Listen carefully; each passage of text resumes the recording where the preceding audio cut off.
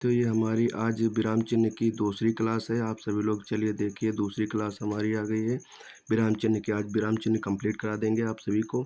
चलिए देखिए हमारा छठा विराम चिह्न है निर्देशिका चिह्न है। निर्देशिका ये इस प्रकार से होती है मेरे भाई, जब किसी व्यक्ति द्वारा कहे गए कथन को विस्तृत करने हो या व्यक्त करना हो या फिर किसी रचना के आधार पर किसी लेखक या उसके कवि का नाम लिखना हो। जैसे उदाहरण में मेरी पसंदीदा पुस्तक है महाभारत, रामायण, कामिनी, गीता आदि। ये जो लगा हुआ है यही निर्देशक चिन्ह है। ठीक है, चलिए आगे बढ़ते हैं। जयशंकर प्रसाद, कंकाल, तितली, आंसू, गांधी जी ने कहा था। ये हो गए हिंसा मत करो। ये जो है दोस्तों ये निर्देशिका की जो है उसका चिन्ह है। ठीक है, उसके चिन्ह है। ठीक है, निर्देशिका के चिन्ह है। ठीक, उदाहरण के लिए 7 नंबर देखिए, उदाहरण अवतरण चिन्ह। उदाहरण एवं अवतरण ये इन्वर्टर, अंग्रेजी में इसे इन्वर्टर कामा कहते हैं। जैसे जब किसी कथन को जैसा का तैसा व्यक्त करना हो तब उदाहरण या अवतरण चिन्ह का प्रयोग किया जाता है। उदाहरण या अवतरण चिन्ह का प्रयोग किया जाता है। उदाहरण में उसने अपनी परियोजना को इन्वर्टर कामा बंद कर दिया गया। उदाहरण चिन्ह को ऊर्जा, हरित ऊर्जा का नाम दिया। यह पुस्तक आत्मनिर्भर, ये हो गया आत्मनिर्भर को महत्व समझाती है। मैंने निराला की जूही जूही की कली कविता पढ़ी। ये हमारा जो हो गया उद्धरण चिन्ह, ये जो लगा हुआ है ये उद्धरण या अवतरण चिन्ह हो गया। ठीक है दोस्तों, चलिए आगे बढ़ते हैं। योजक चिन्ह। योजक चिन्ह इस प्रकार का छोटा होता है। योजक चिन्ह इस प्रकार लगता है। इस चिन्ह का प्रयोग समान अर्थ या शब्द विलोम शब्द या तुलनावाचक शब्द के माध्यम से किया जाता है। उदाहरण में भूखा प्यासा, बड़ा सा घर, ये लग गया। सूखा या दुख, सुख दुख, ये लग गया। जो त्यों, ये लग गया। तन मन धन, ये लग गया योजक चिन्ह। ये लग गया योजक चिन्ह। पास पास, ये योजक चिन्ह लग गया। थोड़ा बहुत, ये योजक चिन्ह लग गया। जीव जंतु, ये योजक चिन्ह लग गया। माता पिता, ये योजक चिन्ह लग गया। भाई बहन, ये योजक चिन्ह लग गया। दूर दूर, ये भी योजक चिन्ह लग गया। बार बार, ये भी योजक चिन्ह लग गया। ठीक है, चलिए नेक्स्ट देखते हैं विवरण। 9 नंबर विवरण चिन्ह। विवरण चिन्ह इस प्रकार लगेगा, जब किसी कथन को विस्तार से व्यक्त करना होता है तब विवरण चिन्ह का प्रयोग होता है। जैसे उदाहरण देखिए, कृपया निम्नलिखित नियमों का पालन करें। ये विवरण का लग गई हमारी। निम्नलिखित में से किसी एक पर 250 शब्दों में निबंध लिखे, ये लग गई विवरण का। सर्वनाम के 6 भेद होते हैं, ये लग गई विवरण का। आइए नेक्स्ट के देखते हैं कोष्ठक। कोष्ठक चिन्ह ये होता है मेरे दोस्त इन्वर्टर कामा, छोटा कामा कहते हैं इनको अंग्रेजी में। इसका प्रयोग विकल्प देखने या क्रम सूचक अंक या किसी शब्द के अर्थ को अधिक स्पष्ट करने के लिए कोष्ठक चिन्ह का प्रयोग किया जाता है। जैसे उदाहरण में ए बी सी डी 1 2 3 4, ये रोमन अंक में जो इधर से इधर मतलब बंद कर दिया गया है, ये हमारे कोष्ठक चिन्ह होते हैं मेरे दोस्तों। चलिए आगे देखते हैं। दशहरे के अवसर पर दशानन रावण को पुतले का दहन किया गया। ये भी हमारे इन्वर्टर कामा में बंद हो जाते हैं। ये भी हमारे जो है ये कोष्ठक चिन्ह होते हैं। ठीक है, चलिए आगे बढ़ते हैं। क्रिया के भेद आकर्मक और सकर्मक के उदाहरण हैं, ये भी हमारे कोष्ठक हो जाते हैं। ठीक है, चलिए नेक्स्ट क्लास में देखते हैं। नेक्स्ट चिन्ह जो हमारा लागू चिन्ह होता है। लागू चिन्ह इस प्रकार से, लागू चिन्ह डॉक्टर में जैसे नुक्ता में इस प्रकार लगता है। ठीक है, चलिए देखते हैं। किसी बड़े शब्द को संक्षिप्त रूप से व्यक्त करने के लिए लागू चिन्ह का प्रयोग करते हैं। जैसे उदाहरण में देखिए डॉक्टर को प्रोफेसर को मतलब शॉर्टकट में। Uttar Pradesh MA BA engineer, इस प्रकार से पंडित, इस प्रकार से लगते हैं हमारे लागू चिन्ह। ठीक है, चलिए आगे देखते हैं। 12 नंबर है हमारा हंस पद या त्रुटि बोधक। जहाँ हमसे गलती हो जाती है ये ऊपर या नीचे लिखने के लिए इस चिन्ह का प्रयोग किया जाता है। ठीक है, वाक्य लिखते समय जब कोई शब्द या अंश छूट जाता है तब इस चिन्ह को लगाकर उस शब्द को लिखते हैं। जैसे उदाहरण में मैंने बाजार से खरीदा यानी सामान खरीदा, तो ये चिन्ह यहाँ पर लग गया, हंस बोधक चिन्ह लग गया। राम कल दिल्ली जाएगा, दिल्ली यहाँ पर चिन्ह लगा कर बता दिया गया। ठीक है, चलिए आगे देखते हैं। आपका नेक्स्ट है 13 नंबर समानता। समानता या तुल्यसूचक चिन्ह।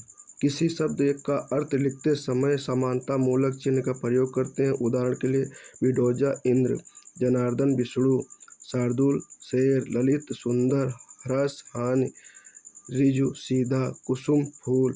ये जो हमारे लगे हुए हैं भाई, ये जो हमारे लगे हुए हैं, ये समानता या तुल्यता बोधक या बराबर का चिन्ह बोलते हैं इसे। चलिए आगे देखते हैं। अल्पविराम। अल्पविराम या उपविराम या अपूर्ण विराम का चिन्ह जो ये है, ये अपूर्ण या अल्पविराम में काम आता है या उपविराम में काम आता है। चलिए ये चिन्ह जब किसी शब्द को अलग दर्शाया हो तब उपविराम चिन्ह का प्रयोग होता है या अपूर्ण विराम चिन्ह का प्रयोग होता है। जैसे उदाहरण में देखिए, जैसे विज्ञान वरदान या अभिशाप है, प्रदूषण एक अभिशाप है। ये जो हमारे ये चिन्ह लग गए, ये चिन्ह हमारे अपूर्ण विराम चिन्ह है या उपविराम चिन्ह है। ठीक है, आगे नेक्स्ट है हमारा 15 नंबर पुनरुक्ति सूचक चिन्ह।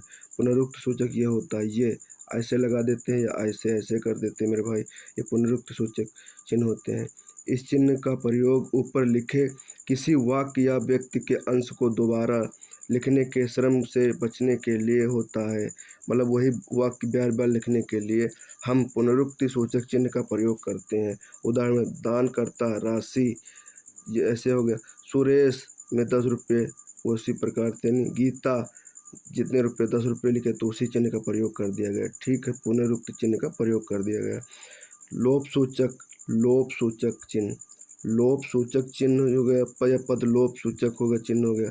इस प्रकार से जो होते हैं हमारे ये छोटे छोटे बूंदी टाइप में रखे होते हैं, ये हमारे पद लोप चिन्ह होते हैं या लोप सूचक चिन्ह कहते हैं इन्हें। जब इसकी परिभाषा है, जब वाक्य या अनुच्छेद में कुछ अंश छोड़कर लिखना हो वहाँ पर लोप सूचक पद या चिन्ह होते हैं। जैसे उदाहरण में महात्मा गांधी ने, ये हमारे लोप सूचक हो गए, आंदोलन चलाया, मैं साथ चलूँगा पर, यहाँ पर आ गया लोप सूचक चिन्ह। ठीक है, चलिए आगे बढ़ते हैं। 17 नंबर में देखते हैं। 17 नंबर उच्चारण चिन्ह। ये उच्चारण चिन्ह है। ठीक है, मतलब जो उच्चारण, जैसे राम वाक्य में किस शब्द या विशेष, जब वाक्य में किसी विशेष शब्द के उच्चारण के अन्य शब्दों की अपेक्षा अधिक समय लगता है। जैसे राम, राम यहाँ पर लग जाएगा इससे। ठीक है, जैसे ओम ये लगा हुआ क्या है। ठीक है, चलिए आगे बढ़ते हैं। समाप्ति सूचक चिन्ह। समाप्ति सूचक चिन्ह। समाप्ति सूचक चिन्ह इस प्रकार समाप्ति सूचक चिन्ह लगते हैं। इसकी जो हमारी परिभाषा है ये पढ़ लीजिए। बड़े लंबे लेख कहानी अध्याय पुस्तक के अंत में मिलता है जो यह दर्शाता है कि कहानी, लेख या अध्याय या पुस्तक समाप्त हो गए हैं या रामायण की पुस्तक है। जैसे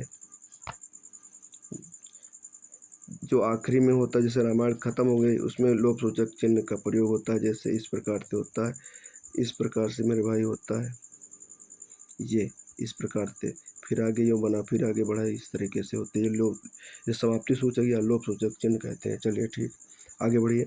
टीका सूचक, टीका या तारक सूचक। टीका यानी स्टार जो बना देते हैं, टीका या तारक सूचक चिन्ह कहते हैं।